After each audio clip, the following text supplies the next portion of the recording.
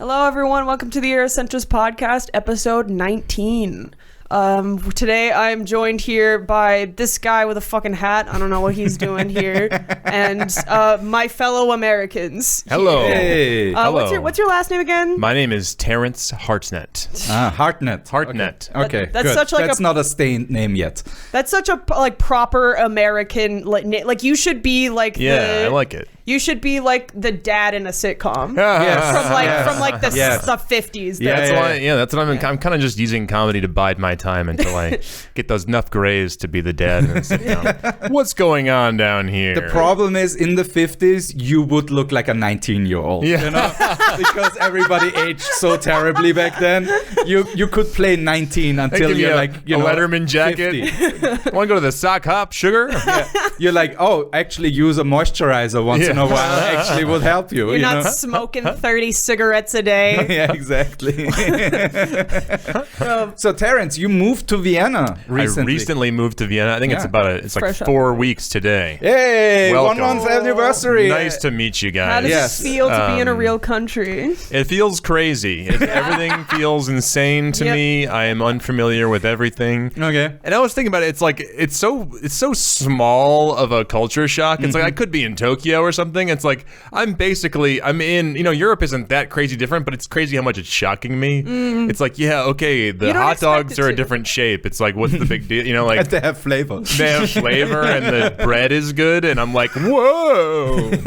I'm just glad. Just wait until you get cancer again. I know I cannot wait to get cancer again in this country. You'll My get God. pretty good health insurance. I had good. I mean, everyone talks shit about American healthcare, but I had Medicaid. I had poor person healthcare from the pandemic still. Okay. And I didn't pay a dime. I didn't pay for parking. I didn't pay for anything. Wait, they charge you, You for can't parking? pay parking Yeah. if you're not leaving the house. No. Like, I went to the doctor's. You go to the doctor's office and you get free parking. I mean, you should. That is normally insane. you pay.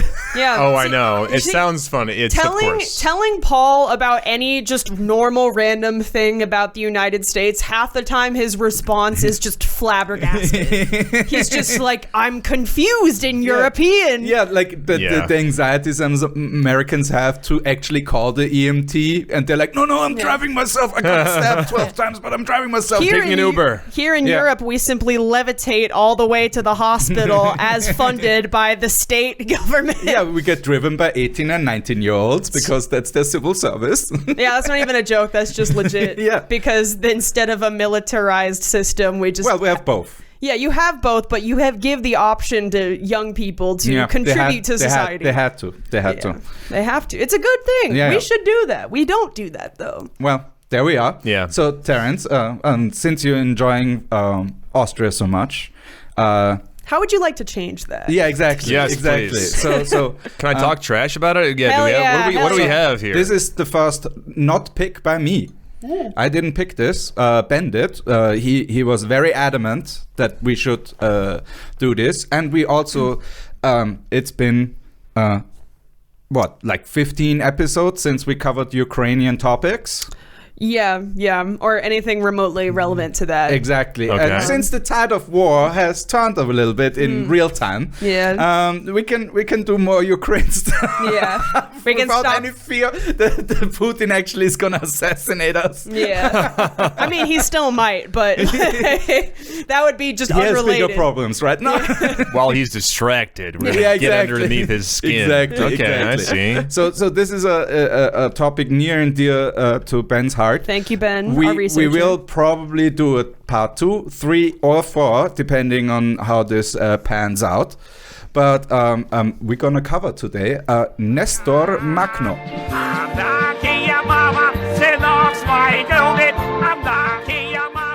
Of course. Nestor Nestor. Yes, written this way. Nestor Makhno. So this is our anglicized version. Makhno. Makhno. But it starts with an H is it Russian or Ukrainian? Or Oh, that isn't the H. That's an in the N. letter that's N. That's how Cyrillic. they write the letter This N. is Cyrillic. Okay. Yeah. You got out Americans. Like, I did. Funny squiggly lines. I don't know what they It's mean. actually, when it comes to other languages, it's actually really easy to out-American me because Yeah, fair enough. 13-year-old me wanted to learn Russian so bad. So let's start with a quote by Nestor himself. Quote, "Conquer or die. Such is the dilemma that faces the Ukrainian peasants and workers at this historic moment. But we will not conquer in order to repeat the errors of the past years, the error of putting our fate into the hands of new masters. We will conquer in order to take our destinies into our own hands, to conduct our lives according to our own will and our own conception of the truth." Wow. What time period are we dealing with here? We will find out. I don't think it matters because it still didn't happen. It's like, I don't know how to tell you this, Nestor, but this isn't going to work out for you. And why does Ben so interested in this? Well, we're going to find out, I suppose. Yes. Can I learn any? Okay, keep going, I guess. Yes. Yeah. I need more information. A little preamble here about anarchism. Quote, "We are convinced that freedom without socialism is privilege and injustice, and that socialism without freedom is slavery and brutality." By Mikhail Bakunin. So, all right. That's nice. As today's episode is all about a famous anarchist and the anarchist movement named after him, and as I am of the anarchist persuasion myself, that's Ben talking, it's perhaps best to start by explaining a bit about anarchism, as it's without a doubt the most misunderstood, misrepresented, and lied about political theory in human history. No bias on this podcast. We are 100% neutral. Yes. Also, we have very positive feelings about the current government and no intent to change the current power. We're totally cool with the current power structure. Yes, absolutely. Please don't assassinate us. Österreichischer Nachrichtendienst, we are totally cool with you guys. Please keep spying. I could give a long-winded history lesson about anarchism, going all the way back to the Taoists in ancient China, could explain how modern anarchism grew out of the ideas of the Enlightenment and classical liberalism, could speak of William Godwin and Pierre-Joseph Proudhon, of the First International and the Paris Commune, of mutualism, collectivism, syndicalism, communism, individualism, and feminism, could explain how anarcho-capitalism is an oxymoron, how libertarian was used as a self-description by anarchists for over a century before some sad American weirdos corrupted the term in the 1970s. Oh, we'll take this term and make it totally fucked up. Reagan, and could write entire volumes elaborating how Karl Marx was more than rightly described by Proudhon as the tapeworm of socialism. The tapeworm of socialism. Yeah. Can we talk about the gravity of being known as the tapeworm of anything? Like, that is such a fucking huge You're insult. the tapeworm of childcare? Yeah, that is terrible. I'm stealing that. That's very good. You are a tapeworm of this restaurant. Yeah. You are a tapeworm of these dishes. Like, these are kind of bars, not gonna lie. Like, yes, this is amazing. Ben is swinging. But as this is only a preamble, I resign myself to the best quote or two that I can find that briefly explain what anarchism is all about, as well as the quick clarification that anarchy means without rulers, not without rules, and urge anyone who wishes to find out more to check out an anarchist FAQ, which is free to read online. Here's Scottish anarchist Stuart Christie in his fabulously titled book, My Granny Made Me an Anarchist. Nice, Meemaw. Same dude. Yeah. Based grandma. Based grandma. That would be a great CBS TV show. Based grandma? Yeah. Grandma. Yeah. With a laugh track behind it. I made cookies for everybody. Everyone. They're terrible. They're tasteless. Mass produced. Anything made by CBS is tasteless. All right. Oh, got him. Brave.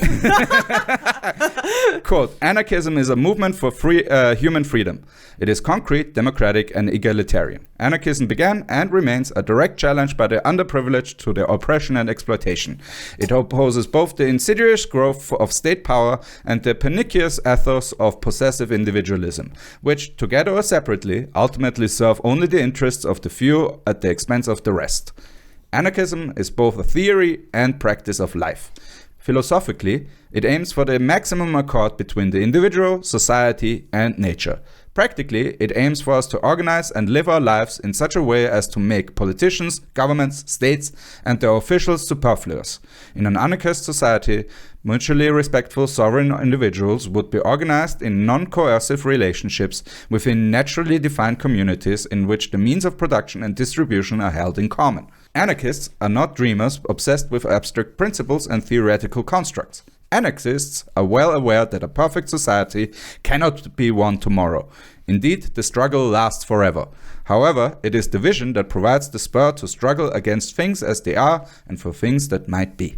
Ultimately, only struggle determines outcome, and progress towards a more meaningful community must begin with the will to resist every form of injustice. In general terms, this means challenging all exploitation and defying the legitimacy of all coercive authority. If anarchists have one article of unshakable faith, it is that once the habit of deferring to politicians or ideologues is lost, and that of resistance to domination and exploitation acquired, then ordinary people have a capacity to organize every aspect of their lives in their own interests, anywhere and at any time, both freely and fairly. Yes? Can you please save the manifesto for a different document, Ben? This is not relevant to the topic. I highly doubt that the guy we're going to be talking about had all of these exact thoughts in his mind while this was going on in Ukraine in like the 1800s or whatever. Like, this is really nice, Ben. Like, please don't misunderstand, but this is not relevant to what we're talking about today. It's just a general breakdown of what it means. I will say already that it makes me feel better that I don't pay for the train. We don't Put a cop there. Put a cop there for me to pay for it. There's no cop there, I'm not going to pay. There's not even a turnstile. There's no barrier. Yeah, I went through that You will phase. get carded approximately twice a year. Yeah, okay, perfect. I can afford it. Yeah, it's about... Because I've saved so much from not paying for the train. You think that now, and then you keep getting carded over the years, I and know. then you settle. It hurts once in a while. You become an adult, and you're like, fine, I'll just get the Jahreskarte. Yeah, exactly.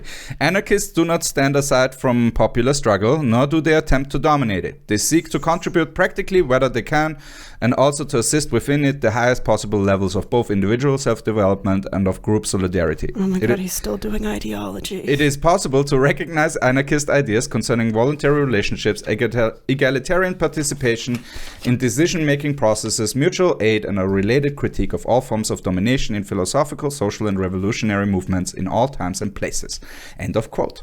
All right, and here, finally, is the organizational platform of the libertarian communists produced by participants of the movement we're about to discuss. So this is pertinent information. Mm-hmm. Quote, the class struggle created by the enslavement of workers and their aspirations to liberty gave birth in the oppression to the idea of anarchism.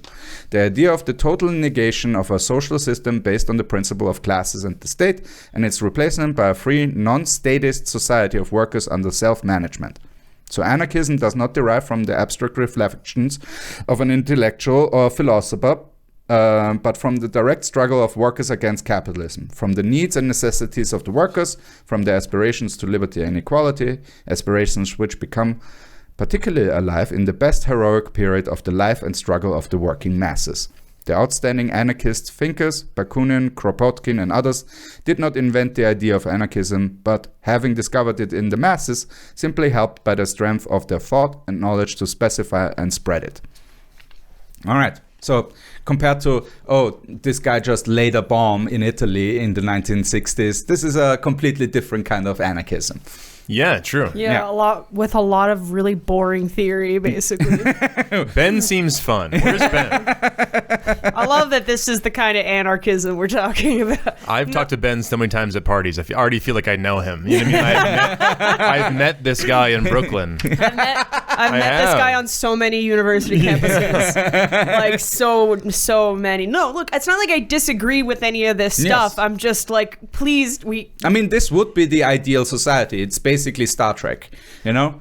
Yeah. Where it's non-coercive, you don't have to work if you don't want to, but if you want to contribute to society, we will find a place for you. Yeah, but also the fact that it has to come with the caveat that we're not dreamers, I promise, we've thought about this is legitimate political theory. It's like, it's so insecure. Because it stands in such sharp contrast to all of the other systems which have wield so much more power, and especially the power of the state when it comes to exacting violence. Yeah, it does, but it's also like it still reads as insecure to any person of any other persuasion politically. Fair enough. And I'm just like, it doesn't exactly breed We can confidence.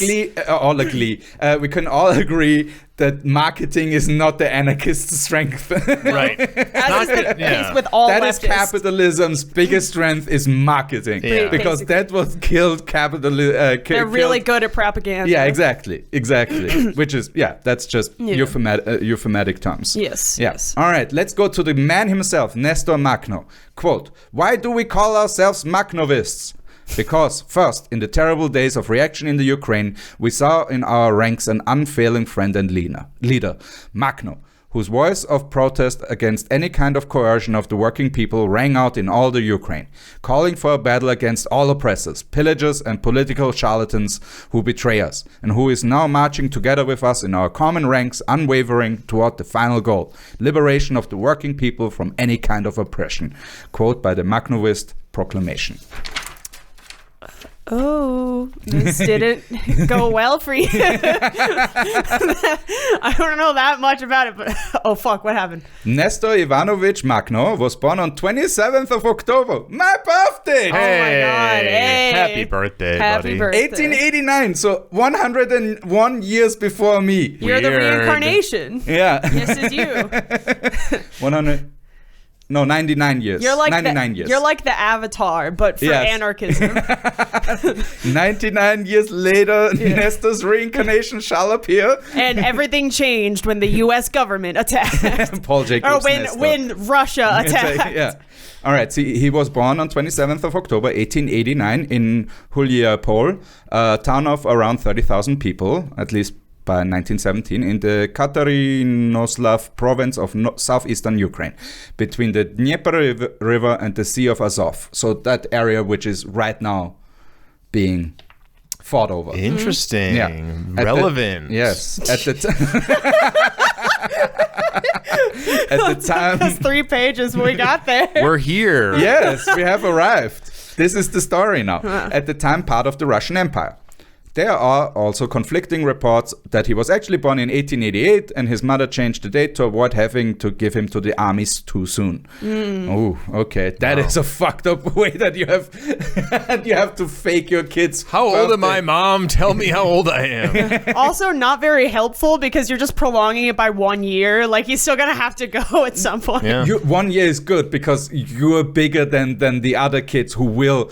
Like, bullying in the Russian Empire army was institutionalized, Still basically. is. So the bigger kids always fucked up the younger kids in the training programs and stuff like that. Suicides were rampant, just straight up killings of Each cadets. other? Oh yeah, Jesus Christ. Yeah, it's not uncommon back then in the army. It's not a very well-maintained army. You're supposed to No, be... that's why they lost the First World War. Not only 40 years later. So much in 30 years later, actually. All right.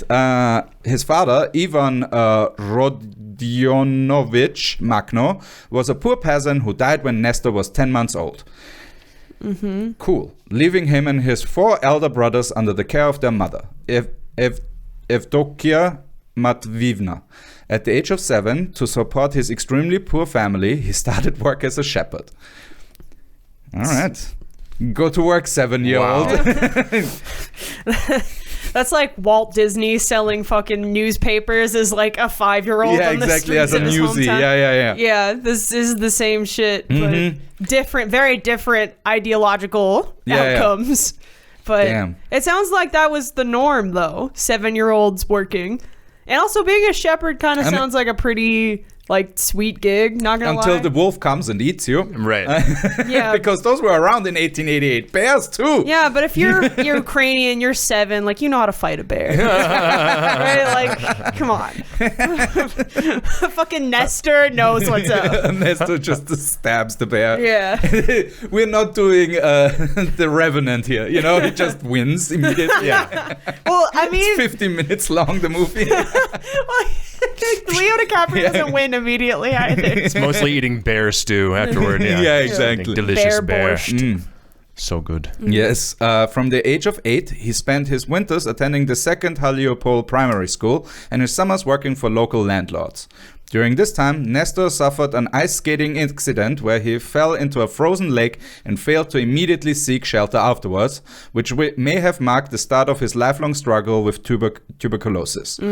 So that'll happen. As an 8-year-old, you get fucking TB from skating. From ice skating. Ice skating gives you TB. That is how shitty the time period is in which we're in. Yeah, fucking. You have joy? Fuck you. Yeah. Even Adolphus Sax didn't end up with fucking tuberculosis after all this shit. The guy who invented the saxophone, I'm sorry, I have to bring this up every single time because his story is insane. Thank you. He almost dies like 12 times as a child. Yeah. He like fell off of a 3-story building, landed like head first on cobblestone and survived. He drank sulfuric acid. He was sleeping next to like varnished wood every single night. Explosion. He was in a gunpowder explosion. He's like not even 10 years old yet. And he went on to create the saxophone and eat so much puss. Literally the built different guy. Literally built different, but he's Belgian, so it's like I don't know if Ukrainians just have pain like in their DNA and suffering. I'm guessing also, when it comes to harsh winters, I think the Belgian winter is a little bit more kind. It's a bit kinder, but the Ukrainian winter. The weather was not what was almost killing him. It was everything else. Yeah, fair. He was never struck by a lightning bolt. You're right. He was never struck by lightning. All right, let's go back to Nestor. He left school when he was 12 and worked full-time as a farmhand for both local nobility and rich German colonist farmers, or kulaks, to use the Russian term for rich farmers.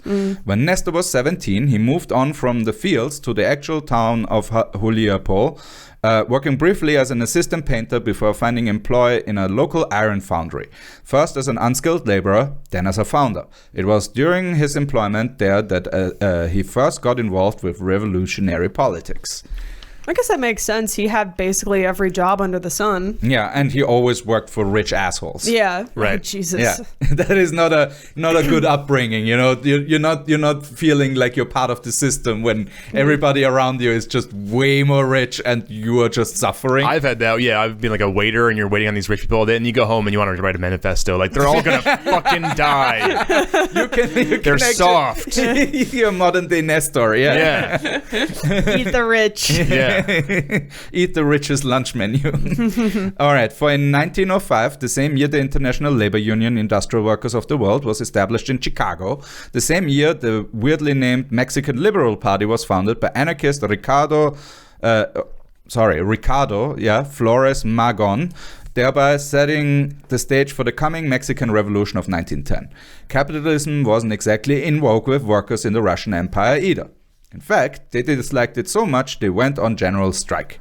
This tactic of class struggle has been propagated by anarchists since the 1870s and happened in Russia in much the same way that they had always predicted. Facts that did not stop German Marxist Rosa Luxemburg from using these events in Russia to claim in her 1906 article, The Mass Strike, the Political Party and the Trade Unions, that anarchism had been disproved and Marxism reaffirmed.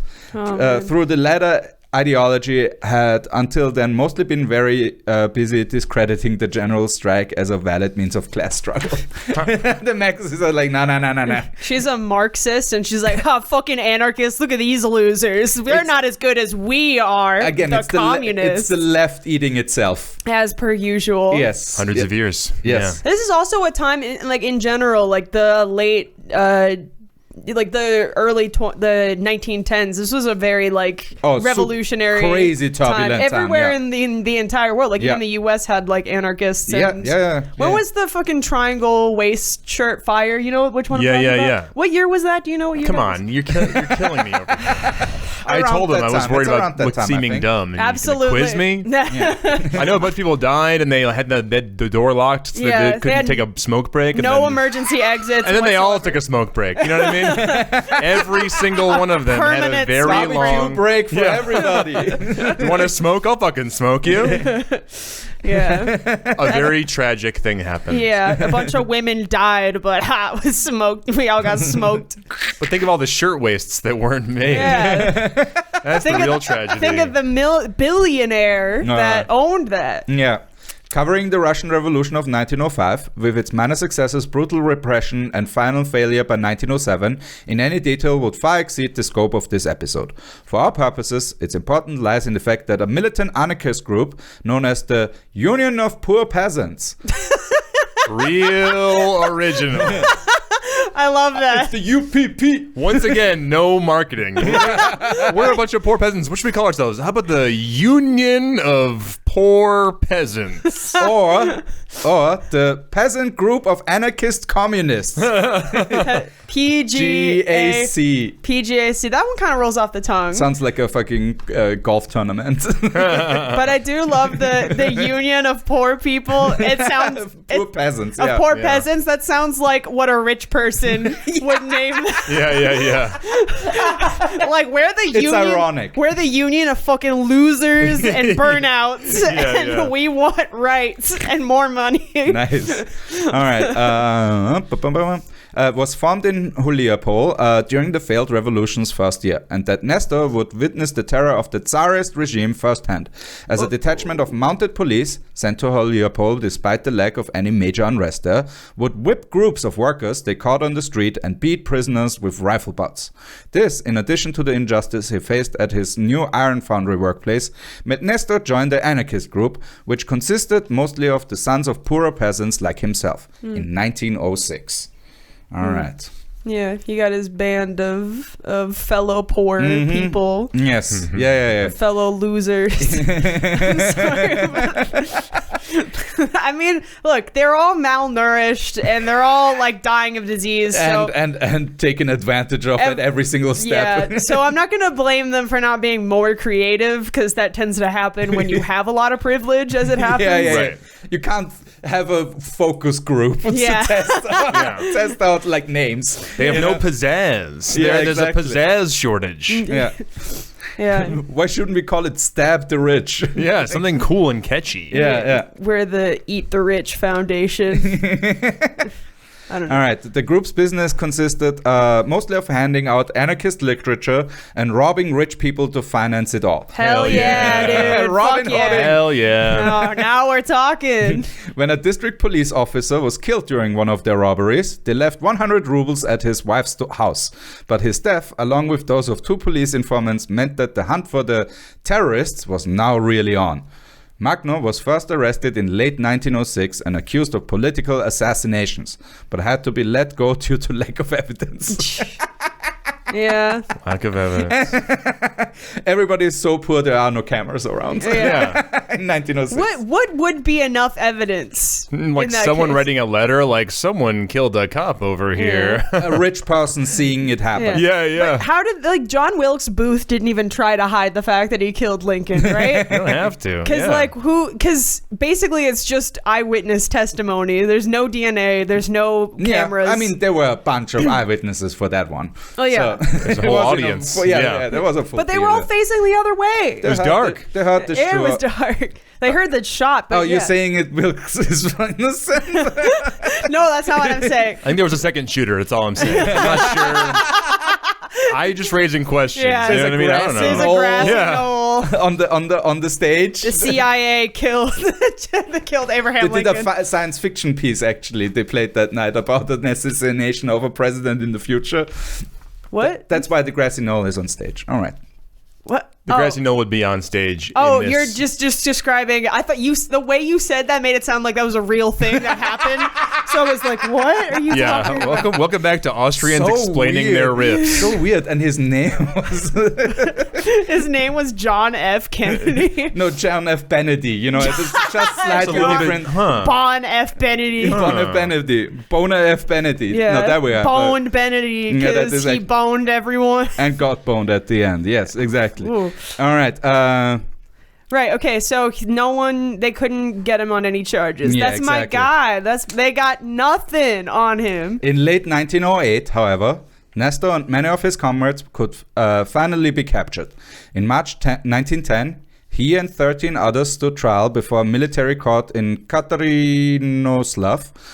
They stood accused of expropriations, illegal association. Illegal association. That's old school. You're hanging out with the wrong crowd, buddy. Yeah. Sorry, I can't come over. The law says we can't hang out anymore. Yeah, that used to be a crime. It's just like your friends suck. Yeah. That's a bad Holding thing. illegal meetings. Yeah. We take it for granted now, though, like that it's okay Man, to they have should meetings. bring that back for the corporate world. Yeah. This meeting is illegal. This meeting could have been an email, and it's an illegal association. Yeah, exactly. What happened to Bob? Yeah. Just somebody goes to his cubicle, just. He sent another Slack invite, and we killed him. The only slack we gave him was on the noose. I was gonna say maybe they're illegal because they're just sad they didn't get invited, but this works too. Illegal associations holding illegal meetings and were sentenced to death. Oh my god! Bring it back. Russia really like pulling out all the stops here. I will literally kill you if you hang out with your friends. This is the most Russian court trial. It takes. They get caught in 06. They got caught again in 08. They get sentenced in 1910, so it takes them 4 years. This is the most Russian thing, and the conclusion is death. Yeah. I mean, that's about as much time as it takes for a trial in the U.S. It's like but any Russian novel. It takes forever, and the end point is death. And they died. Then they all died. Yeah, pretty much. And it's sad all around. Yeah. Like most of the others. And it's boring.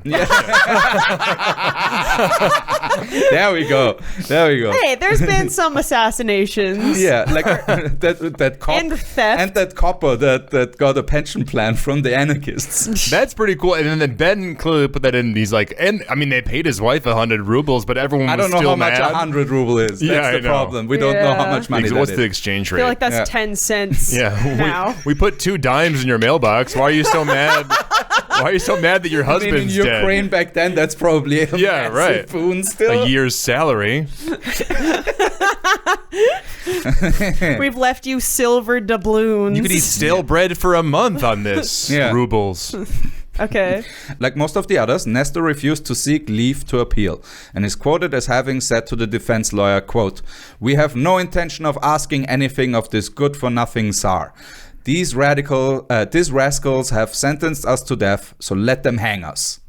Damn, Cool. that's fucking punk rock. Yeah, I respect it. Damn. Yeah. Yeah. Also, he's probably sick of fucking Russian prison at that point. He's like, just kill me. Just Yeah. kill me. Just kill me. I would take that too. I don't want to stay here for 10 years. This is the worst prison ever. Please, kill me. Kill me now. it's He's like Arnold in The Predator. Come on, kill me now. Come over here. It's 1910 right now when he's sentenced to death. He says the Romanovs, I presume, are still in power. Yes. Oh, okay. For another 6 or 7 years, yeah. So we'll see how this goes. Yes. His mother's efforts and his own youth, however, allowed him to escape the gallows.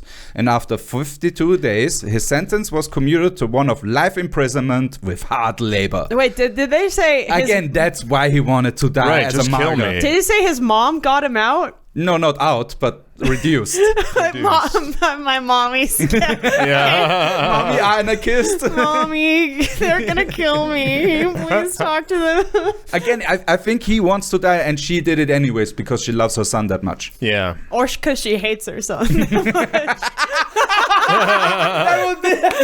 don't deserve death. Death is for lunch.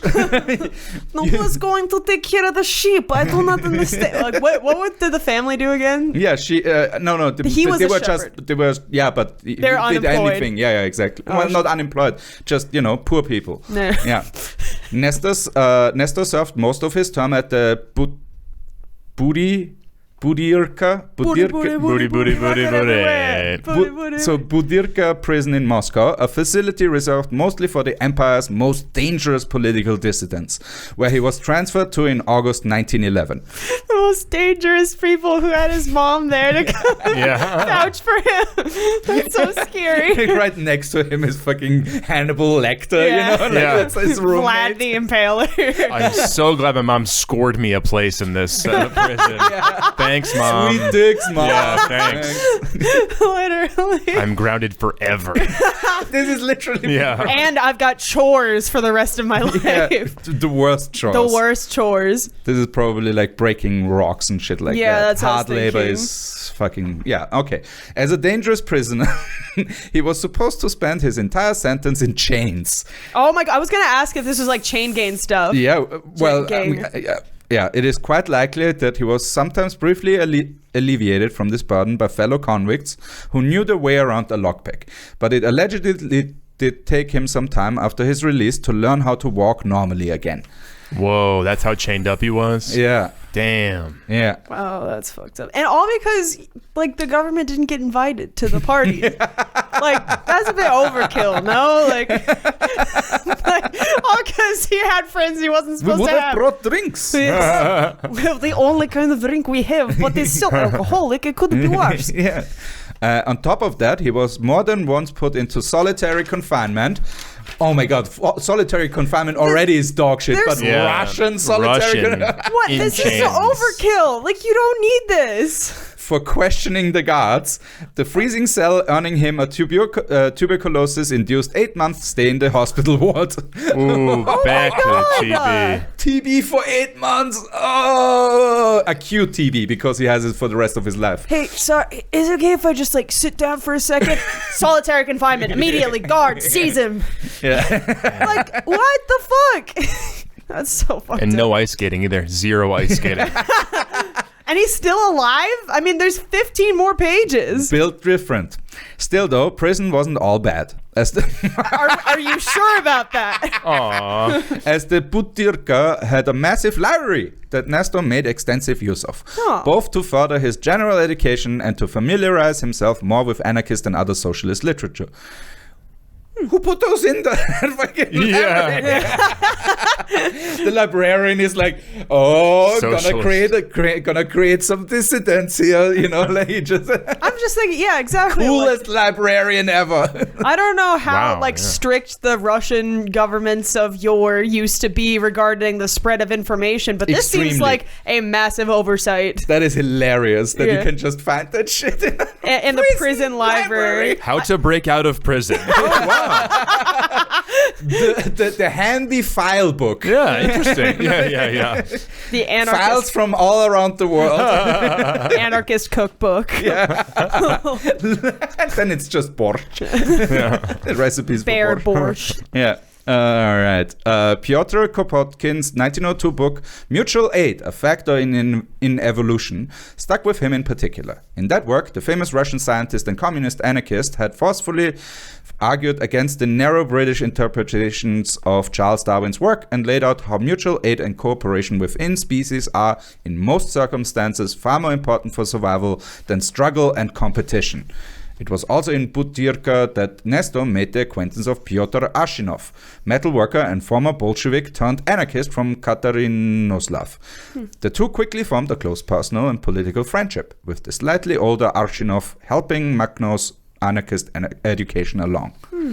All right, so he has a buddy, prison buddy. He's got friends. I'm glad that something's looking up for him. And I like the thing about Darwin saying that everyone's co-opting Darwin to be like, we should all kill each other and hold each other down. It's like no, Darwin's talking about animals staying alive. Yeah, exactly. Yeah, it's survival of the fittest in all aspects. Yeah, no one's... social structures are incredibly important. An ant farm doesn't work if everybody just eats itself. Yeah, there's no ant prison. There's no terrible distant. Yeah, they would be good at it. Believe me. In prison like nobody's business. Yeah. You can't imprison an ant. Like, I think that's the only reason they don't have ant prisons. Yeah. It's because it's literally impossible. Summary execution. And they love hard labor. They'd be like, thank you so much. This is great. You carry these crumbs around. That's actually a vacation. This is sick. Yeah. Ant vacation is more work. It's a resort. Yeah, they're thrilled. You know how they have those theories that very high-ranking members of society are aliens? What if the Russian structure of government are run by ant people, and that's why it's like structured like for ants. The hard labor for you're not allowed to have friends of these specific variety. I don't know. Yeah, Putin is the fat maggot queen in the middle. That is true. You maggot. Take that, Putin. Yeah, fuck you. Yeah, now that you can't kill us. For now. For now. Yeah, I don't know. All right, next chapter. The revolution begins. Quote, generally, it is not known how to study a revolution, just as it is still not known how to write the history of a people. Moreover, authors, even when experienced and conscientious, commit errors and negligences which prevent the reader from getting a clear understanding of their theme. They take the trouble, for instance, to examine meticulously and explain in detail the striking facts and phenomena, those which unfold in the light of day, in the burning revolutionary furnace. But they mistrust and ignore those developments which occur silently in the depths of the revolution, outside the furnace, or at best, they accord them a few words in passing, basing their comment on vague testimonies with interpretations which are frequently erroneous or biased, and it is precisely these hidden facts which are important, and which throw a true light on the events under considerations and on the period. Volin, Russian anarchist and Makhnovist. All right. So, in other words, I don't know how this starts, but we're going to try. The main fact that a revolution start might be important, but all the little things around it, the little small injustices, stuff with Makhno himself, which in the grand scheme of the Russian Empire is minuscule, like the tiniest little thing somewhere happened because somebody was shitty to him, instead of giving him, a good salary, basically. It's just vibes, dude. That's how revolutions start. A little bit, The vibes are just not good. Vibes are off. Vibes were definitely off. Yeah. After 8 years and 8 months of imprisonment, Jesus Christ, Nestor Makhno and all the other political prisoners were released on March 2nd, 1917. They were released. The Russian Revolution had begun. There we go. And this time it was for real, at least for a couple of months. Nestor stayed with the local anarchists in Moscow for 3 weeks before returning home in Hulai, Pole, where after reuniting with his mother and the brothers who weren't at the front, he got to work. He spoke to the old and new comrades of the anarchist group he had left behind, as well as to many local peasants, gauging their openness to the idea of libertarian communism, and proposed that they should immediately start organizational work to strengthen the ties between the anarchist group and the peasants of the region. By late March, 4 to 5 days after his return, a peasant union was set up, and Makhno, despite his own reservations, elected as its chairman. Oh, despite his own reservations. Yes. What a humble guy. Yes. Yeah. Again, he feels like a real believer. And he's like, I don't want to rule. I don't want to be the chairman.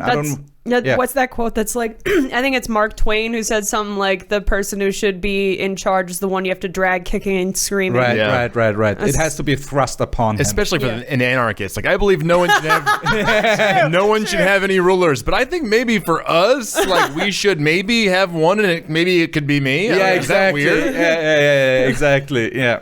That's like, I made these stickers. I don't know. They have my face on it. It could be really awesome if I was the ruler, just for like right now. Yeah. And then no more rulers. Yeah, this is the opposite of Bernardo O'Higgins. basically, yeah. Where he had the chance of making a true free state. He was like, no, dictatorship. Yeah, he was the founding father of Chile, one of the founding fathers of Chile. He was like the first dictator of the country. Yeah, immediately after he liberated it. That's how it goes. Immediately after he liberated it, and he stole £1 million from the British government. Respect. That is actually very respectable. That's cool. Mad respect. Yeah, all right. I just think it's a funny fact to mention. In the following days and weeks, Nestor got more and more workers and peasants unions to be formed in the area around Union Strong, Hulayapol. In June, he played a large part in a successful strike against his former employer. Fuck you, I had a grudge for 8 years. Yeah, I'm back. Yeah, you didn't think I was back. Oh, that is amazing. In June, that is so rare that you actually get to stick it to your former employer. Yeah, that would be a thrill. Right? Exactly, yeah. Right? Go back to the restaurant and be like, you know what? We're taking a break for an hour and no more gluten-free bread. I'm tired of giving these people their allergies. Giving them their allergies. Giving them their allergy preferences. Let's let them die. Survival of the fittest. Yeah, baby. Kitchen anarchy. That's kitchen anarchy. No, that's it. Yeah. No gods, no masters. Wait, that's No lunch libertarian. menu. No lunch menu. You No get what you modifications. No math. No get. modifications. We don't accept substitutes. Yeah. If you make any request, the chef will fight you in the parking lot.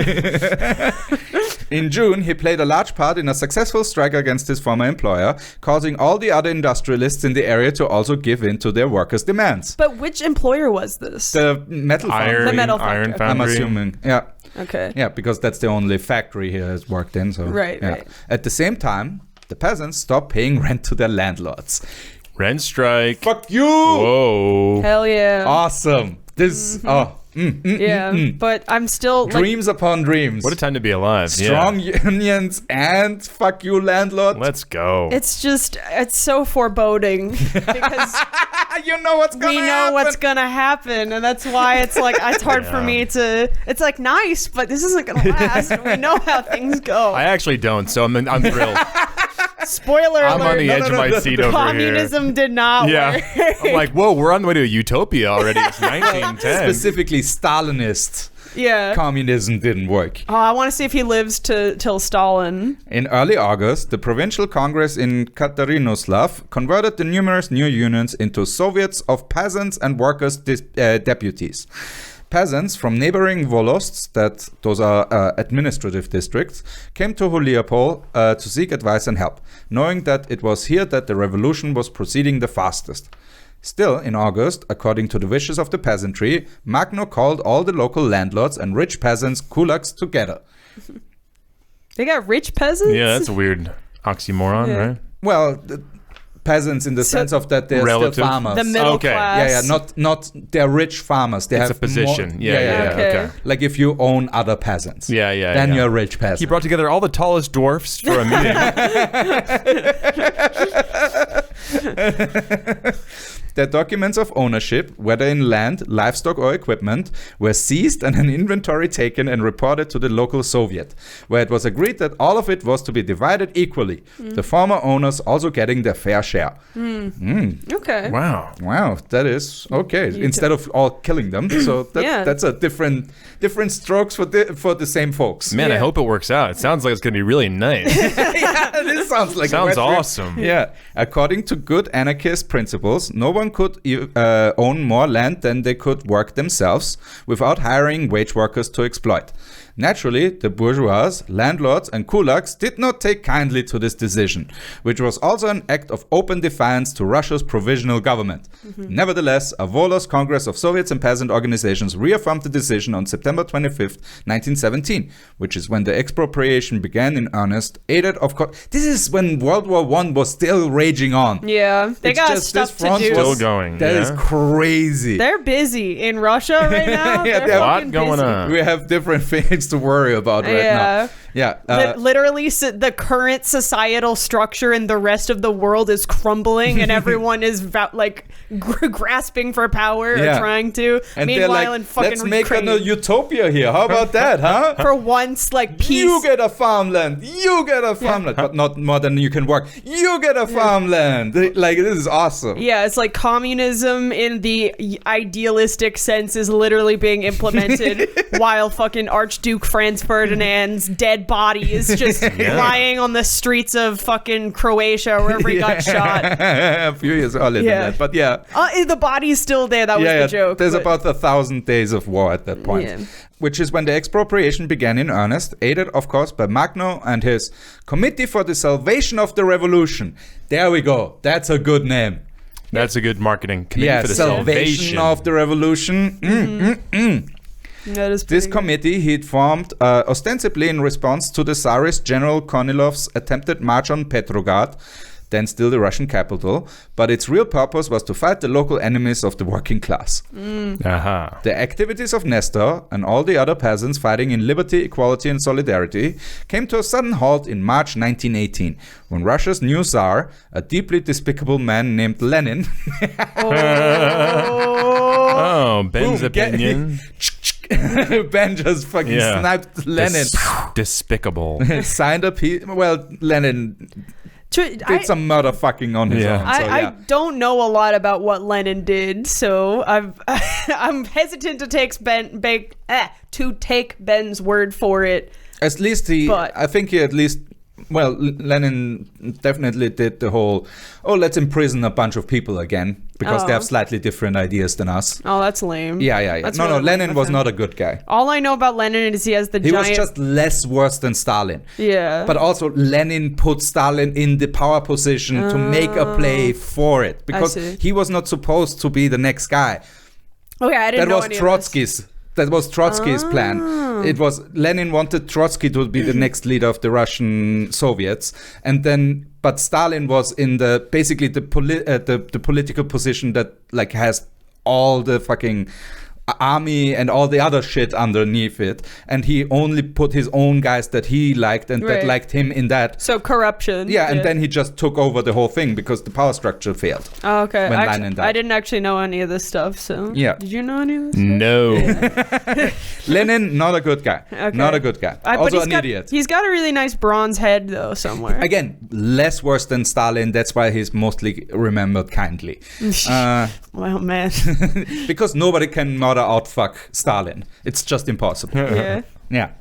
Signed a peace with the Germans, who had financed his putsch in the previous November.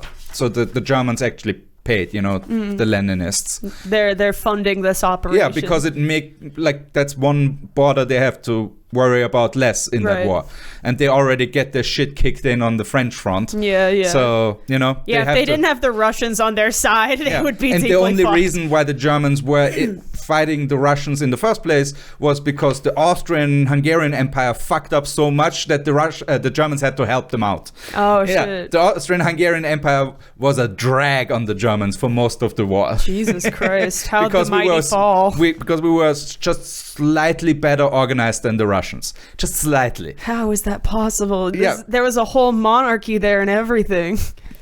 It's just there's a reason why these empires failed. Yeah, I guess. The Treaty of Brest-Litovsk saw significant parts of what used to be the Russian Empire ceded to Germany and Austria-Hungary, including all of Ukraine.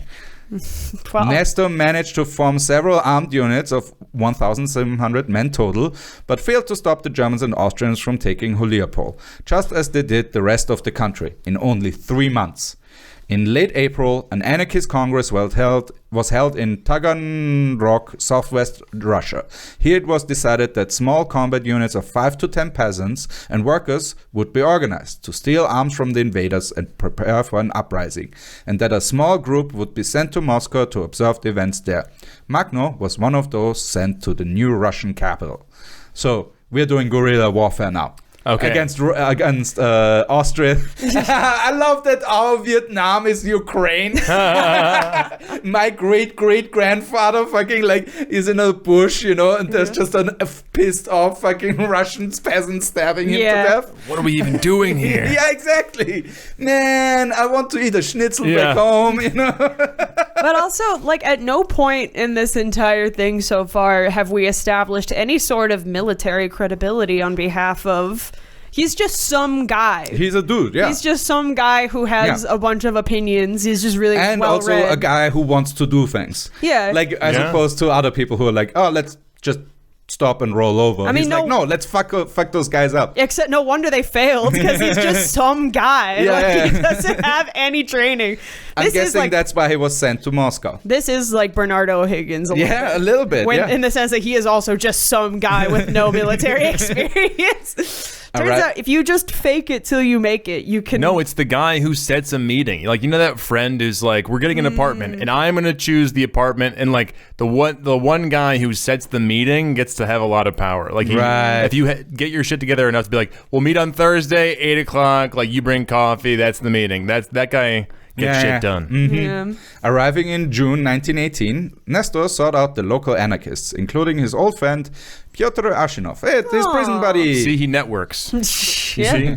As well as the aged Pyotr Kropotkin himself, and was shocked at what he found.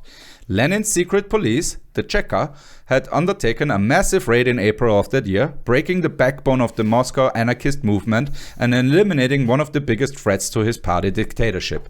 Freedom of speech and press were taken for granted in the anarchist-ruled areas of Ukraine Nestor had come from, whereas in Moscow the repression was so total, even his fellow libertarians were cowed into submission. Yeah. As historian David Footman writes in his book Civil War in Russia to Makhno, quote, Moscow appeared as the capital of the paper revolution, a vast factory turning out empty resolutions and slogans, while one political party, by means of force and fraud, elevated itself into the position of a ruling class. Nestor even met Lenin himself during his stay, with the dictator asking the free communist, how did the peasants, quote, how did the peasants of your region understand the slogan, all power to the Soviets in the villages? Nestor's reply astonished Lenin. Quote, the peasants understood this slogan in their own way. According to their interpretation, all power, in all areas of life, must be identified with the consciousness and will of the working people. The peasants understand that the Soviets of workers and peasants of village, country and district are neither more nor less than the means of revolutionary organization and economic self-management of working people in the struggle against the bourgeois and its lackeys, the right socialists and their coalition government. This shocked Lenin. Boom, Lenin. Wow. I'm actually explaining theory to you right now. If you get to dunk on Lenin, I kind of... that's pretty awesome. That's a good feeling. I kind of don't feel like that was a dunk. It just sort of seems like it's not snappy enough to be a dunk or a mic drop Maybe moment. it reads better in the original Russian. Maybe it does, but that's like two words. Like, you could have stopped after a couple of sentences. This is what's wrong with propaganda from the left, is they don't know how to do it. To which Lenin tellingly said, quote, well, then, the peasants of your region are infected with anarchism. See, that's not a mic drop moment if that's the rebuttal. You know what? Okay, so Russia... implication is everything. Infected means you're sick. Sick yes. means in the States we know. Yes, you all get murdered. We also understand subtext. Okay, I know right. we're American, but we do understand some things. Yeah, so why is also, that not mic droppy? I'm gonna kill everybody you like and love. Yeah, Lenin had the mic drop moment, not Nestor, not this guy with the luxurious because mustache. it's all about murder. This, by the way, this is our guy. So you have a face. To put That's Nestor. He looks exactly like you'd expect him to look. Great mustache. Yes. Way more hair than Lenin. He must have won that. Yeah. That's why Lenin actually was sourpuss. Yeah, exactly. Never meet your heroes, I guess. Uh-huh. That's inspiring. Lenin, that's nothing. You know what I mean? Like, what do we follow there? Of course, in Lenin's book, the sole use of the Soviets was to secure his party's dictatorship, which, as can be seen from his writings and those of other leading Bolsheviks at the time, is quite explicitly what they meant when he stole slogans like "all power to the Soviets" from the anarchists. So they didn't even come up with that. They just took it from the anarchists. Just borrowed.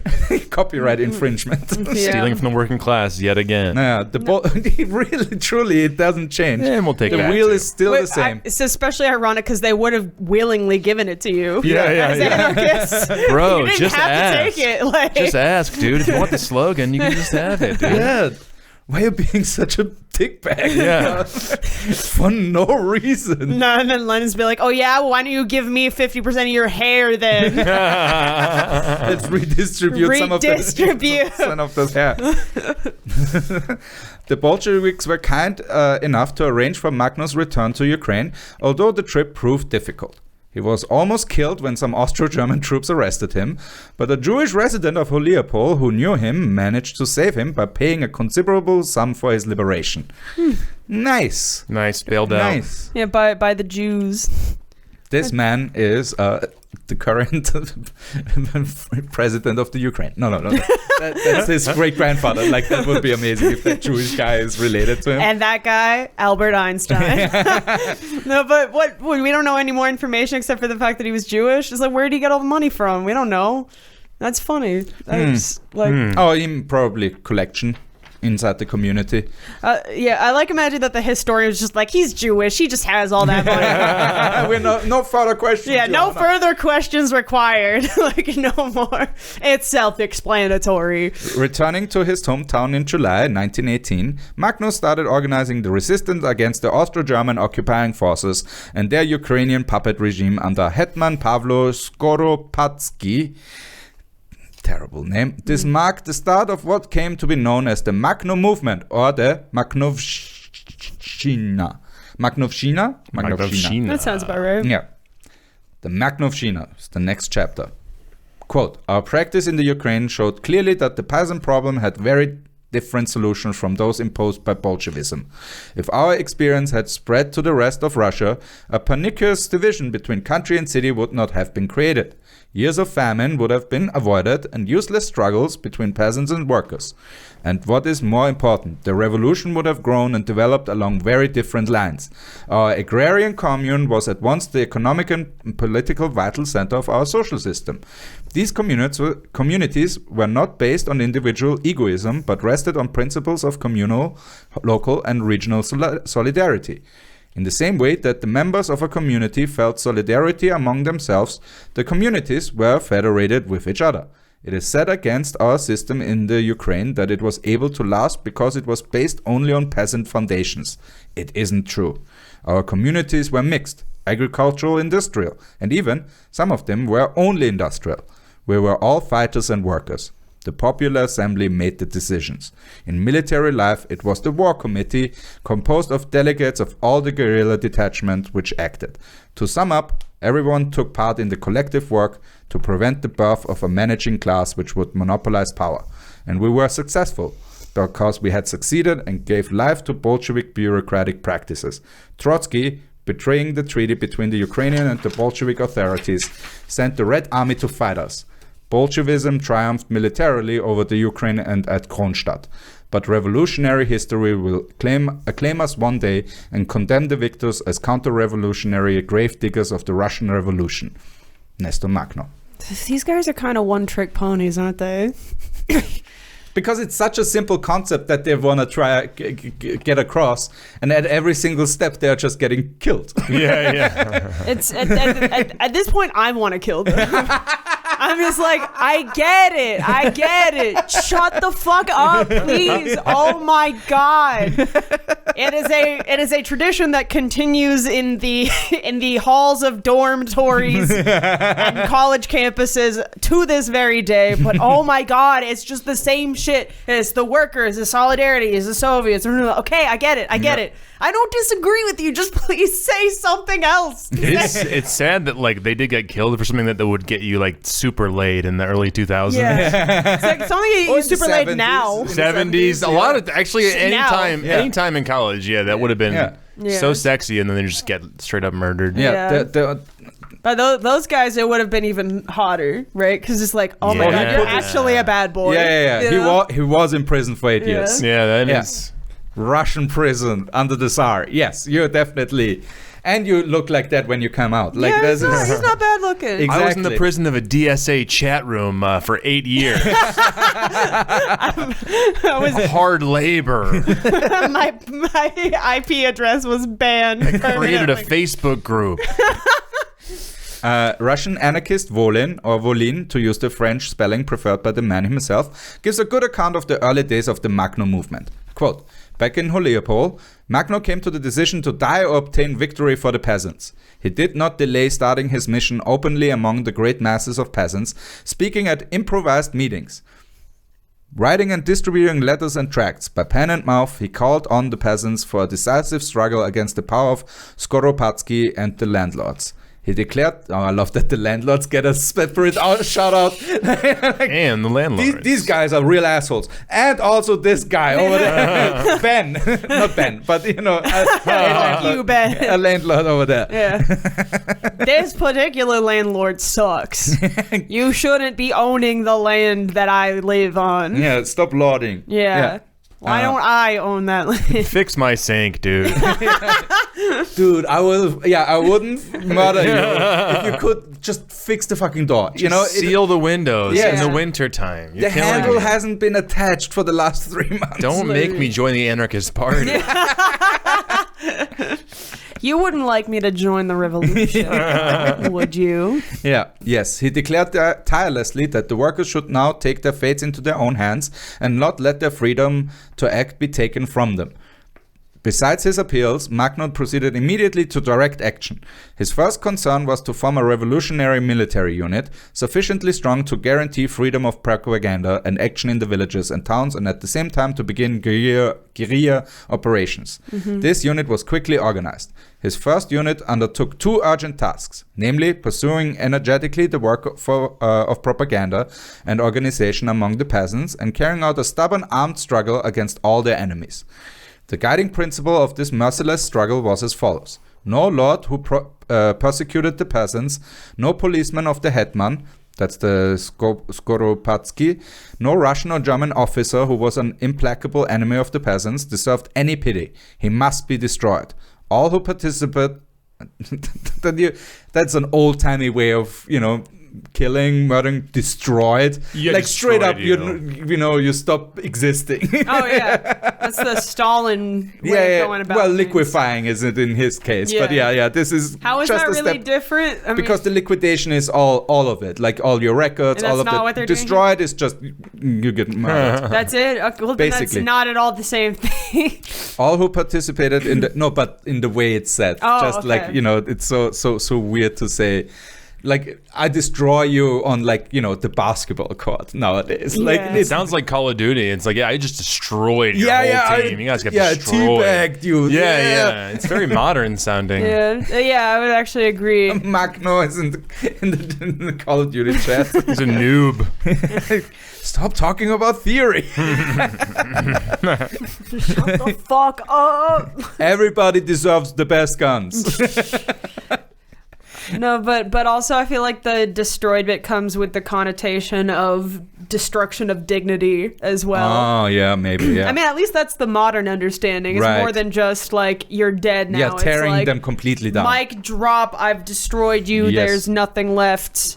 You have no swag left. I don't know. Whatever the kids are saying. All who participated in the oppression of the poor peasants and workers, all who sought to suppress their rights, to exploit their labor, should be executed. Within 2 or 3 weeks, the unit had already become the terror, not only of the local bourgeois, but also of the Austro-German authorities. Yeah, get fucked. Nestor and his men, working together with the locals, were able to briefly liberate Huliapol from the Austrian and Ukrainian troops occupying it on September 26th. Hooray! Hell yeah. They had to retreat almost immediately. Why? Whee! Oh, fuck. Oh, Yeah, shit. Yeah, that was reinforcements. But by the 30th, found themselves surrounded by enemies on all sides. Oh, fuck. After hiding in the woods for 2 days, Nestor and his detachment, which consisted of 30 peasants and 1 machine gun. They shared it. They take turns. Passed it around. And had it forever. And we're talking a 1910, 1914, 1918, whatever machine gun. That's a piece of shit. Yeah, dude. It's 100 heavy. shotguns of shells on the wall. 100 shotguns of shells. Take one down. Pass it Pass it around. around. That's the most important part, guys. Passing it around. I can't emphasize enough how important it is to pass it around. Everyone gets minimum 1 turn on the shotgun. That's our whole thing. All right, set out for the village of Dibrivki. In spite of peasants, they came across, warning them of the strong enemy presence there.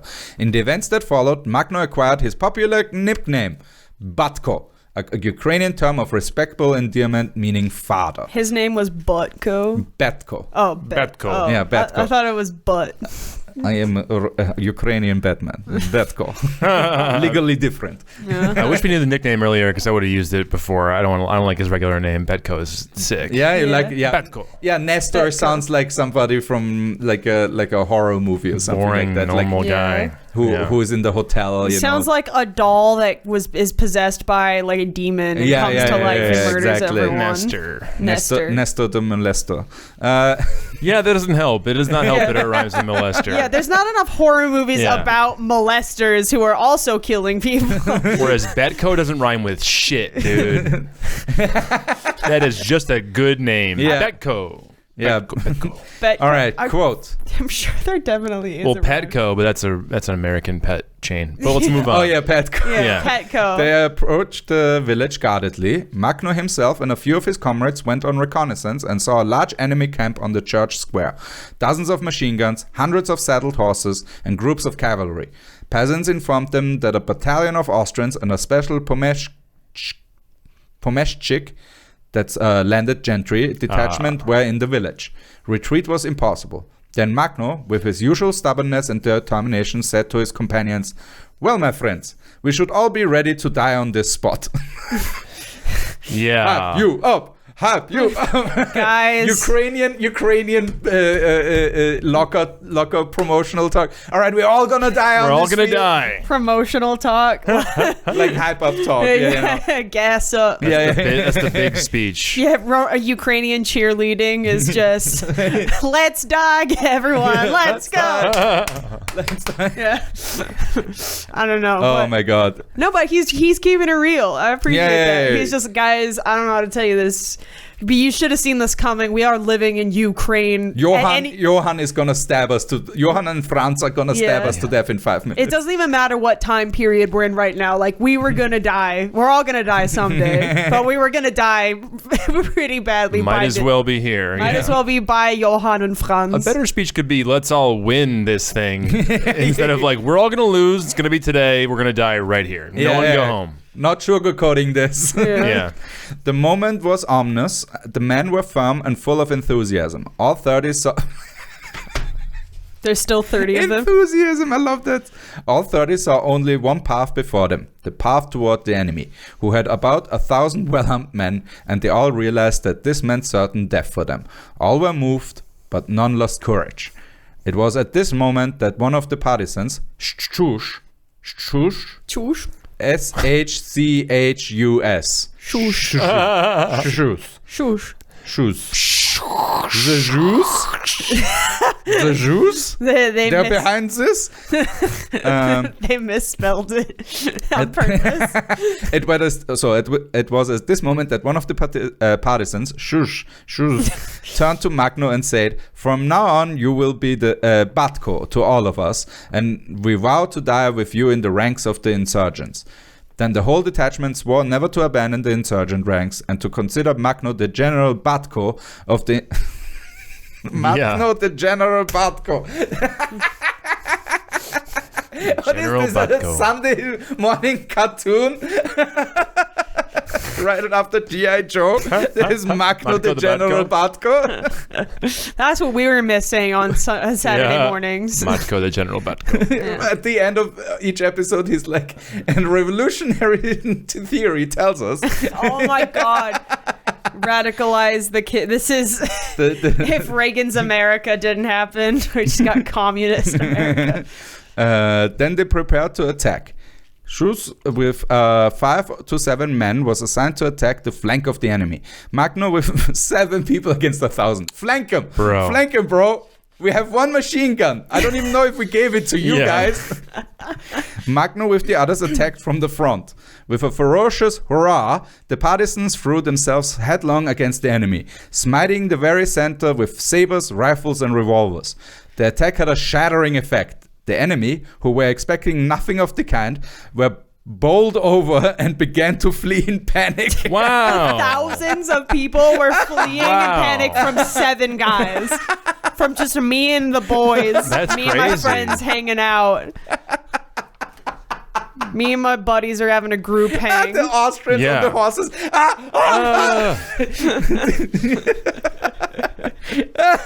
I'm surprised. I thought that was going to be... That is amazing. I thought they were dead for sure. Me too. This is what movies are made out of. Pretty Duke much, boys yeah.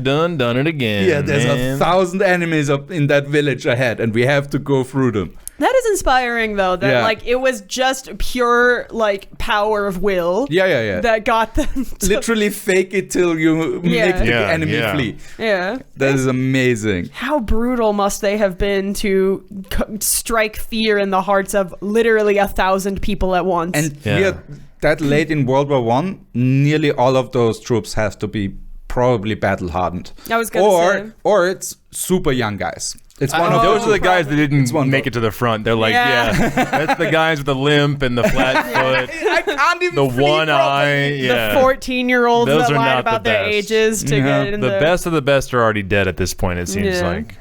Yeah, that's late in the game for sure. 1,000 versus 7, like that's a crazy. What a KD ratio. The 7 was the flank maneuver. The main thrust was 23. 23. Oh, okay. 23 and me. 23. Let me permanently alter your gene pool. We're gonna end your genetic line right here. No more. Yes. Saving themselves in groups and individually, abandoning arms, machine guns, and horses. The things that the anarchists needed the most. Oh my God. Amazing. Thank you for all these gifts. Damn. It's amazing. These guys also are idiots that they just left all of it behind. All the good shit. All the good shit. Yeah, without without leaving them time to come to themselves, to become aware of the number of attacking forces, and to pass to a counterattack, the insurgents chased them in separate groups, cutting them down in full gallop. Damn. A part of the Pomeshchik detachment fled to the Volga River, where they were drowned by peasants who had joined the battle. Yeah! Nice. Herr Commandant, we have to explain why we have fewer people in our regiment than last time. It was 7 people, but they were really scary. And some peasants, they drowned us. Like, you must understand, it was really scary. You mean to tell me you didn't come back with any weapons whatsoever? Where are your fucking horses? Not even the horses, Johan. Really? I'm sorry, but they were really scary peasants. We were being drowned. Oh, did they have any weapons on them? No, not even a little bit. They had one shotgun for 30 people. Amazing. The enemy's defeat was complete. Local peasants, quote, local peasants and detachments of revolutionary insurgents came from all directions to triumphantly acclaim the heroes. They unanimously agreed to consider Makhno as Batko of the entire revolutionary insurrection in the Ukraine. Hell yeah, dude. Nice. Battlefield promotion. That's what you want. Yeah, what an icon. Over the next 2 months, the Makhnovshchina, or to call it by its proper name, the Revolutionary Insurgent Army of the Ukraine, grew significantly as pre-existing partisan groups would join the growing army. The army's lead wagon carried a black flag, a common anarchist symbol, inscribed with the slogans, "Liberty or death," and "The land to the peasants, the factories to the workers." They got... See, now those are good slogans. Yeah. Finally. Liberty or death, yeah. Classic. They got busy raiding the occupying garrisons and troop trains all over southern Ukraine, executing the officers and freeing the soldiers, all the while carrying portable printing equipment with them. Handing out anarchist leaflets. I like that they just get straight back to it. They have the cannon printer. Nerds, dude. Yeah, they got their asses beat by a bunch of fucking literary pamphlet handing out nerds. I'll take the printer. I don't want the machine gun. I'll work the printer this whole time. I'm on printer duty. I'll make Xeroxes while you guys murder the Austrians. Amazing. No, but I love that, like, any other system of government coming to power is just brought about with violence and with very little attempt to just freely educate the people on why the monarchy is the greatest way to... Yeah. Because they're just like, nah, you either submit or you die. Yeah, exactly. There's no room for questioning. I appreciate that these guys are being slightly more annoying about it, and like that they're gonna like kill you, but also you're gonna read the manifesto. The literature. There's some reasons here why we're gonna kill you. There's some reasons, and you don't really have a choice, but we're gonna make you do homework anyway. So you've got required mandatory reading, and you will be quizzed on it later. Beats hard labor in a Russian prison. Yeah. Well, no, we still have that too. On top of that? On top of that, if you don't do your homework, you Hard reading and hard labor. hard reading and hard labor. Exactly. All right. Makhno's propaganda didn't miss its target either. And on November 20th, the first enemy unit defected to the Makhnovists. And a week later, the Makhnovists retook Heliopol, where they set up a staff to lead the army, consisting of Nestor and a few others. But it was no ordinary hierarchical. Yep. Hierarchical. There you go. Woo! Army. Teaching Paul how to read. Finally. This is the podcast. Though it would sometimes deviate from the ideal, such as when Makhno occasionally appointed officers himself, the Makhnovshchina generally operated on anarchist principles, as Pyotr Ashinov makes clear.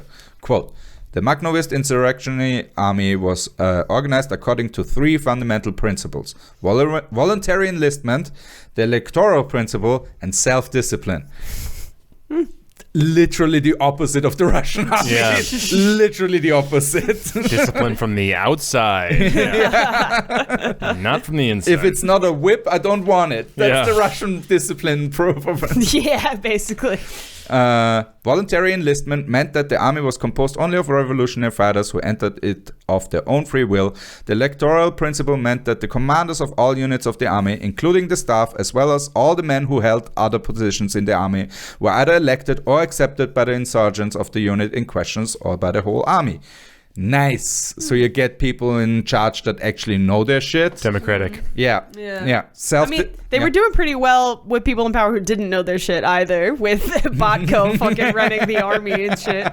Like, They lucked out by having they him. did luck out. They have just a crazy motherfucker who doesn't give a shit anymore. He's like, who's YOLO. yeah, who was just really committed to the cause. Yeah. Sometimes that's enough, you Yeah. know? Anyway. Amazing. Self-discipline meant that all the rules of discipline were drawn up by commissions of insurgents, then approved by general assemblies of the various units. Once approved, they were rigorously observed on the individual responsibility of each insurgent and each commander. In Kiev, meanwhile, a new nationalist government under Simon Petliura established itself, independent of the central powers. The Austro-German forces, having by now finally lost the World War, started to retreat from Ukraine, and Skoropadsky himself fled Kiev on December 14th.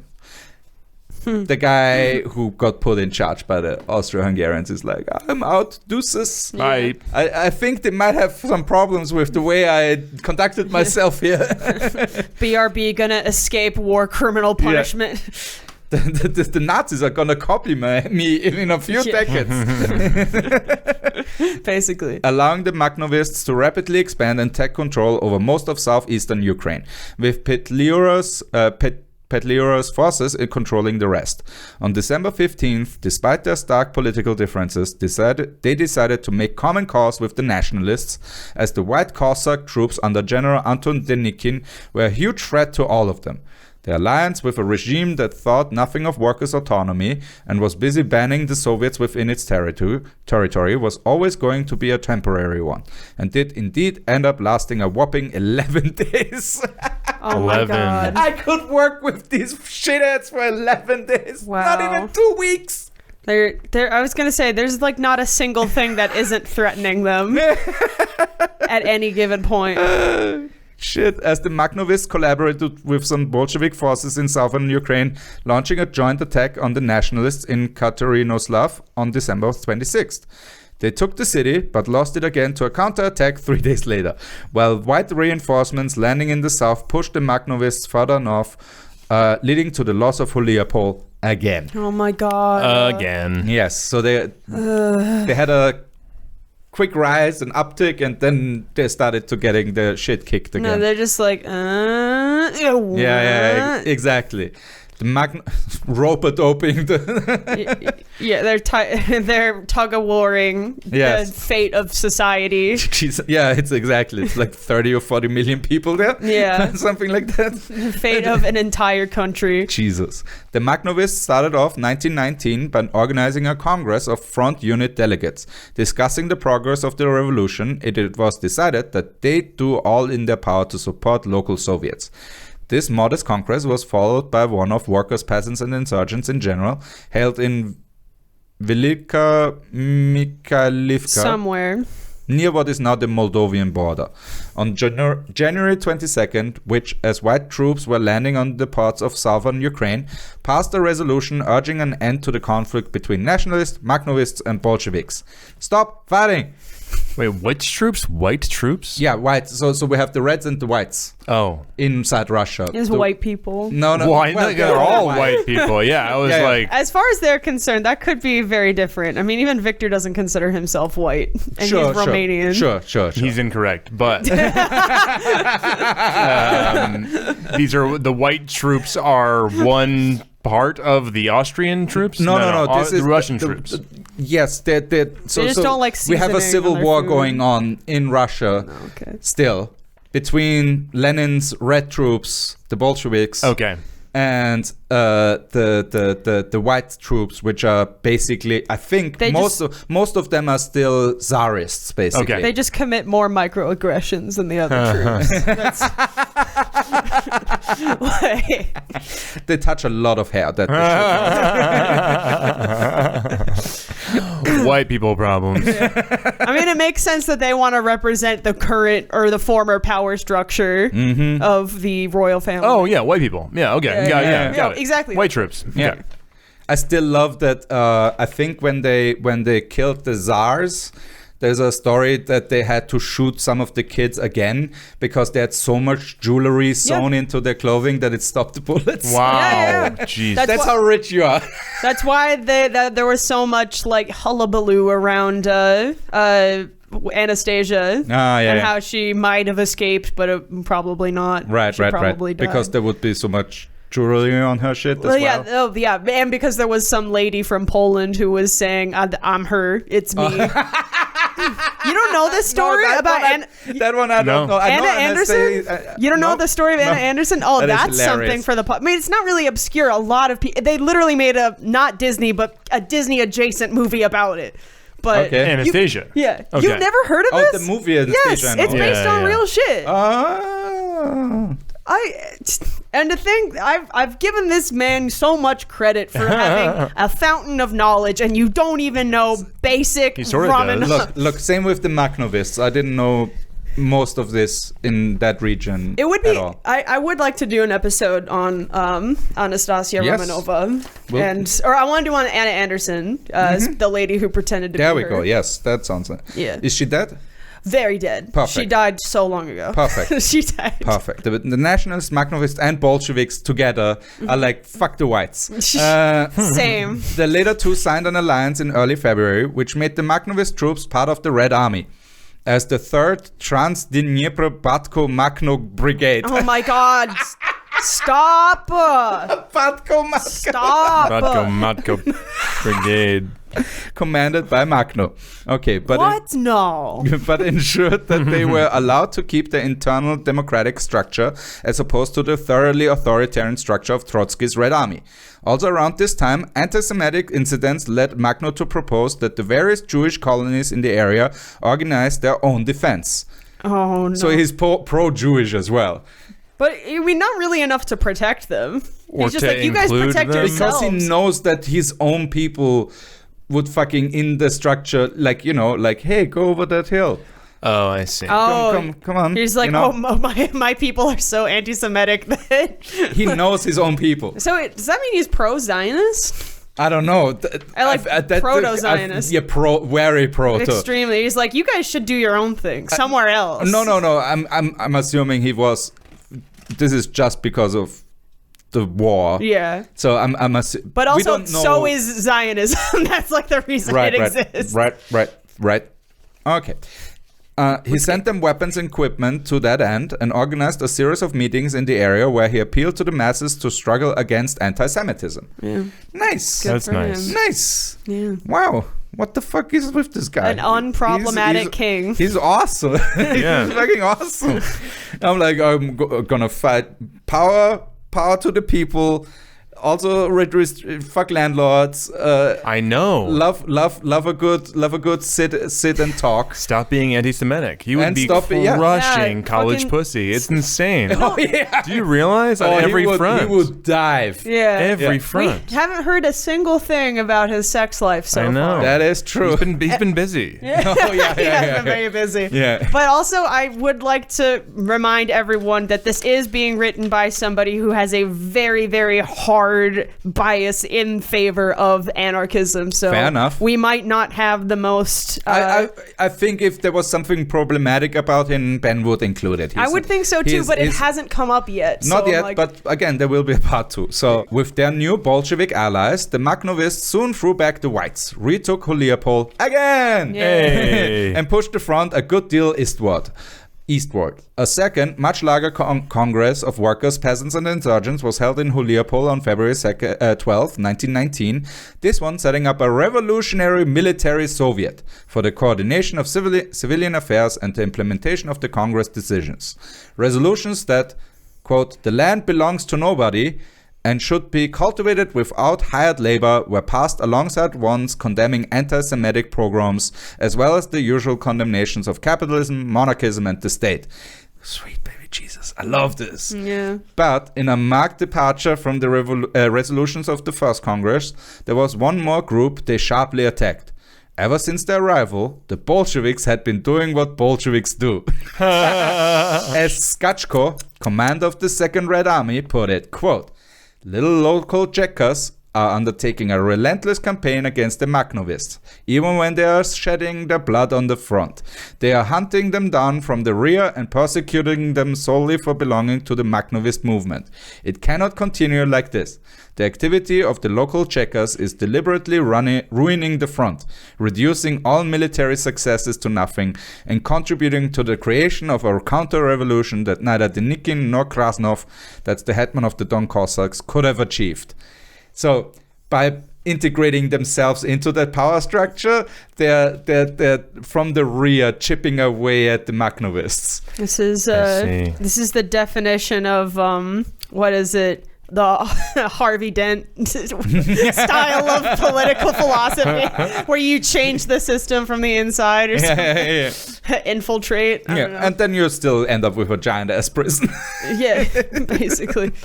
All right. And as historian Michael Palic put it in the book The Anarchism of Nestor Makhno, quote, communist agricultural policy and terrorism brought about a strong reaction against the new Bolshevik regime.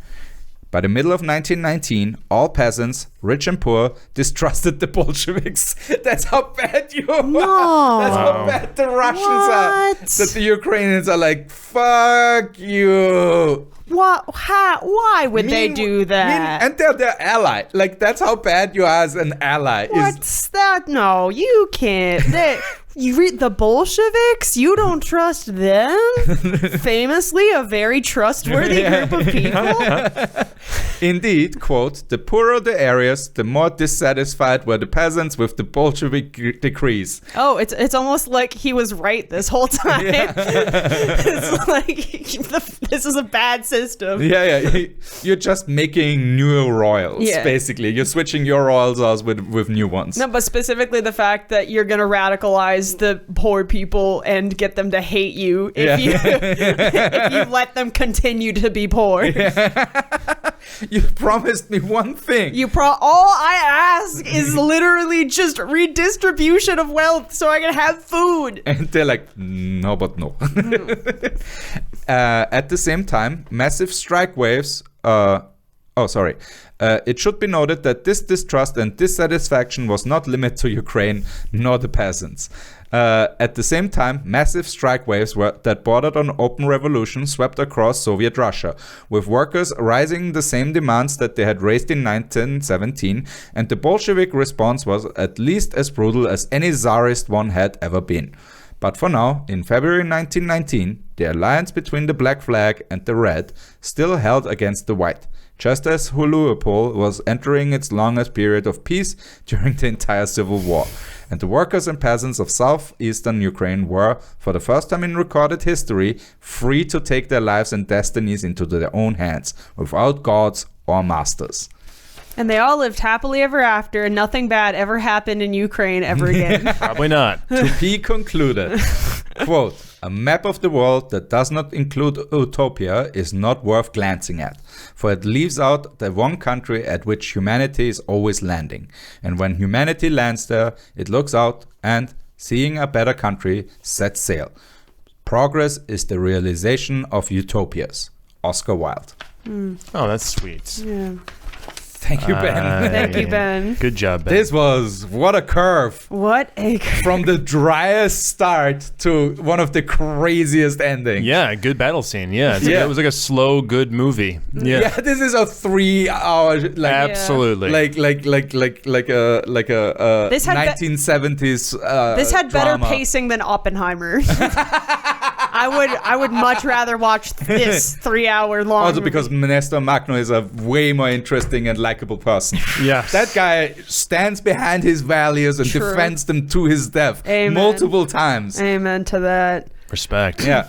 Yeah, He's but like, fuck power. It's- I hate power so much. it sucks so much though, because like it's very noble that he does this, but everything around him is conspiring to Yeah.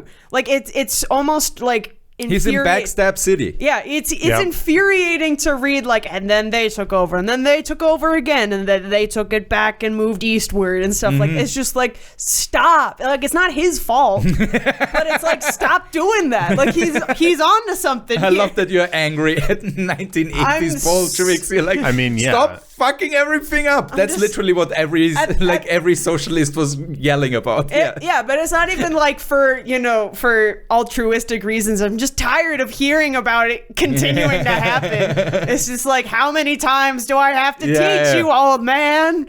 And they're like, we're making way too much money with this, so no, we're Yeah. not gonna stop. True. Exploiting labor has such a big profit motive behind it. Yeah. You don't want to give that up, even when you're a communist. Yeah. You can't start sharing everything, or someone's gonna kill you. You just Yeah. can't share, or else I you're want doomed. the bigger, better car. Yeah. I want the bigger, better house. I Yeah. want to own people. Like Yeah. that is what Yeah. he's fighting. And yet, It's this weird primordial urge of humans to just fuck each other over. yeah, but I And also he's like, stop. but I love the fact that they were more successful as a militarized group when they all had to share one shotgun. Yeah. Well, machine gun, but yes, It's yes. cute. They all had to share one One pew gun. pew, one pew pew. They Yes, had one one pew pew pew pew. between One- 30 people. That's what single-handedly drove away 1,000 Austro-Hungarian soldiers. That's Also, that is the most insane. Cossack shit that I've heard in a while. This is so Ukrainian. You just yeet yourself with the cavalry charge into the enemy, Yeah. and somehow you win. Yeah, This yeah. is amazing. That's a good scene. That would be an Yeah. awesome scene in the movie. Oh, fuck yeah. Absolutely. That should be a one-up. Outnumbered. Yes. This is a one-up where you follow them Absolutely. riding in, crashing into the people. Then you pan around the plaza where they just fuck shit up and everybody disperses. And then they just room clear, basically. I also think this would make for a good video game too. Oh, hell yeah. Yeah. Especially with all of the communist rhetoric, you could Right. actually make it work by having them be unskippable cutscenes. Ubisoft just got a massive boner. That's like the Wait, literature. a lot of tasks that are repeated and Yeah. don't change the outcome of the game. Exactly. Cranking a printing take- press. Yes. Yeah, yes. that's the Time event. mini game. That's the mini game. Press for A XP. to crank a printing No, press. this would be an amazing game though, I think, especially yeah. with everything, the whole thing that it's about. It involves a lot of creative thinking, out of the box thinking, especially with everyone having to share. I'm not going to get over the fact that they all had to share the one the one gun. The one beautifully pew-pew. symbolic. It's Yeah. like so on brand. It is. Yeah, and it's such a classic sign of you can't keep down the people of a region forever, like Afghanistan, Yeah. Ukraine, You can't oppress people Poland forever. to a certain degree. Yeah. You know, there's Vietnam. Yeah, the You know? oppressors will inevitably have. It'll come to them. Yeah, exactly. Karma will reach Yes, them. especially if it's an outside force. Yes. Yeah, but this Yeah. was super fascinating. Thank you, Ben. Thanks, Ben. You will find the source as always in the link description below, and we'll definitely do. I'm so interested what's gonna happen. With the Yeah, rest who of is it. this? Where's this guy gonna go? Yeah, Amazing. Again, that Ben said there's at least as much Wow. happening in the second half. Jesus What a life. Christ. Yeah, What a crazy life. So thank you, Ben. Thank you, Ben. We will take that. Yeah. Yes. And we'll have you back for part Yes, 2. if you wanna. I would be curious to hear what happens next. Yeah. Yes. How much puss he's gonna get in part Yeah. 2. It better be some puss, Ben. Yeah. If he sucks if he looped died a me in. virgin. He was Yeah. called Batko. You know, Yeah. like that's what he's swinging around. Yeah. So I hope so. I mean, he's clocking Soviet spies in the face with his dick. he's got remarkably good skin for someone born and raised in. And working in a Yeah. metal foundry. Yeah. True. Like, And look hair. at that. I mean, we have no idea how old he is. He could be like 12. I think that's a picture of in his 30s. I think where He looks He amazing, has a man. massive cheek scar on some of the more high resolution pictures. You can see the massive cheek scar. Okay, but that's still pretty bad. No, it looks awesome. There's a reason why they picked him also for iconography, because that man just looks badass. There's also a song that is super badass that we're gonna probably listen to before we start part 2, because that is where it will all culminate. Thank you so much for listening. As always, you can find our links in the description below. And now, Terence, you have the space for plugging your stuff. Plug. Check me out on Instagram at Hartnett. There's big things coming. I have a documentary that's in production. I saw and a some special. stuff of it. It's already awesome. Yeah, there's a lot of interesting things I have going on because I had cancer twice, and it's there's funny and interesting things that happen because of that. I'm once, twice. 2 times. 2 times. Just the 2. cancer. 2 Just times 2 the for now. cancer. Stay tuned for part 3. Part 3, I'll get cancer for a third time. Yeah. Just for content. Sorry, that's It'd fucked be up. great content. It's been You're going amazing. in for X-rays way more than you should. Yeah. Just getting a little cancer, Stan. I mean, the secondhand smoke in Vienna alone will give me Oh, something. absolutely. Yes. This is a smoky ass continent. I respect in general. It. Yeah, we have to kill ourselves with something. I you know. Yeah. Staring death in the face every day out there, you guys. Yeah. The socialized healthcare is just too good to pass up on. I think that might be it. Yeah. Yeah. All right, guys. All right. Thank you so much for being here. Thanks for having me. Thank you. Thanks for watching. For watching, yes. And Batko, you the next time. Bye. Bye. Batko. You didn't like that one? No, I did not.